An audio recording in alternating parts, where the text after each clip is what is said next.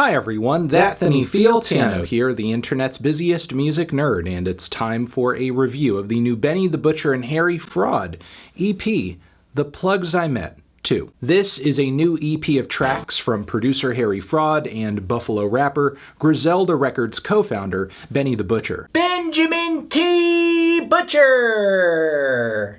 It is a follow-up to Benny's 2019 EP, The Plugs I Met, which saw him go toe-to-toe with some of hip-hop's best, Pusha T, Black Thought, Jadakiss. In essence, the entire point of the project, deliver a short and sweet collection of tracks with a lot of plug talk, a lot of drug talk, and invite on guests who can walk that tightrope with Benny too. In my opinion, it was an okay EP, certainly not as good as his Burden of Proof album he dropped last year, though I even had my reservations with that, as it was nowhere near as grimy as some of the high points in Benny's back catalog like Tana Talk 3. But Benny does seem to be making a conscious attempt at giving his gritty street rhymes a mainstream appeal, and with each new project, he's getting closer to nailing it. The Plugs I Met 2 is also not quite as gummed up with features as the first one was, which is not a bad thing, as Benny really becomes the star of the show on this project, letting the vivid imagery of his lyrics illustrate his transition from the drug game to the rap game, which is a tale as old as time at this point. Even the way Benny works in various Scarface references on this project is a very tried and true rap trope. But The Plugs I Met 2 proves these formulas work for a reason, especially when you have solid production, good songwriting, and a way with words. On the opener, When Tony Met Sosa, Benny spits a nostalgic montage of hustlers, block boys, and crisp $100 bills. Set to clean, bling-era beats, cinematic saxes and strings, Benny sounds so established at this point and simultaneously so hungry. With the next track overall, I think the production steals the show just a little bit more. I mean, the fat beats, the rough bass, and the vintage synth leads on this one are divine.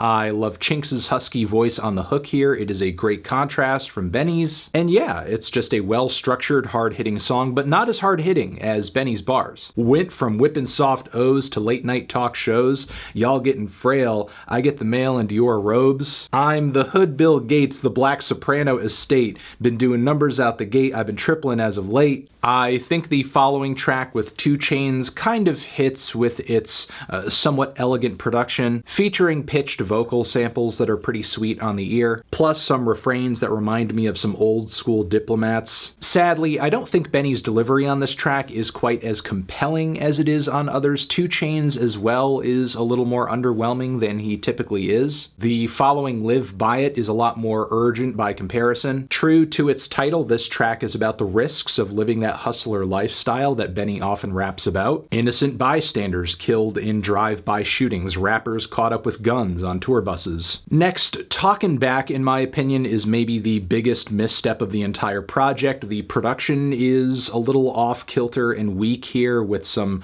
really odd hi-hat patterns. The drums generally are pretty faint sounding as well. Then the Fat Joe feature really does leave a lot to be desired, with the Wuhan virus line is weird. His verse here, in my opinion, is pretty weakly written, shouty, and just overcompensating. Thankfully, things improve on No Instructions, where writing-wise, I think Benny takes more of an introspective monologue type of approach. He wrestles with the trials, tribulations, negative memories, as well as shortcomings of his past, doing this over weepy, distant, moving melodies. At 4 minutes, Longevity is the longest track here, padded out with features from French Montana and Jim Jones. Jones really surprised me on this one. He did a great job of matching Benny's energy on this track, vocally and lyrically, rapping about the risks of getting yourself into this lifestyle for some fast cash, and as a result, maybe losing your freedom. French Montana on the track is fine, though his verse doesn't come off quite as focused as Benny's or Jim's. But then there's the chilling Survivor's Remorse, which I think is a true highlight of the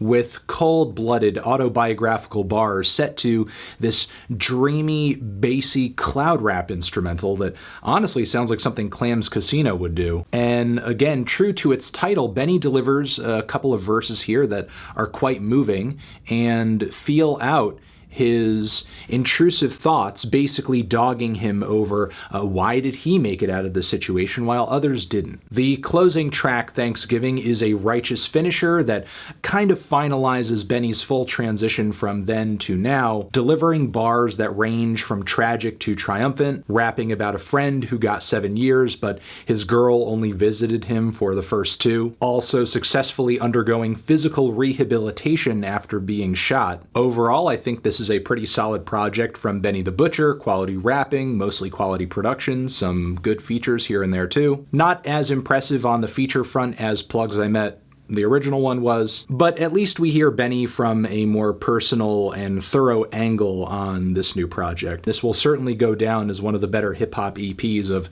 the year, feeling a decent 2 strong 7 on it. Transition. Have you given this EP a listen? Did you love it? Did you hate it? Why? What do you think I should review next? Over here next to my head, it's another video that you can check out. Hit that up for the link to subscribe to the channel. Blah. Anthony Fantano, Benny the Butcher, forever.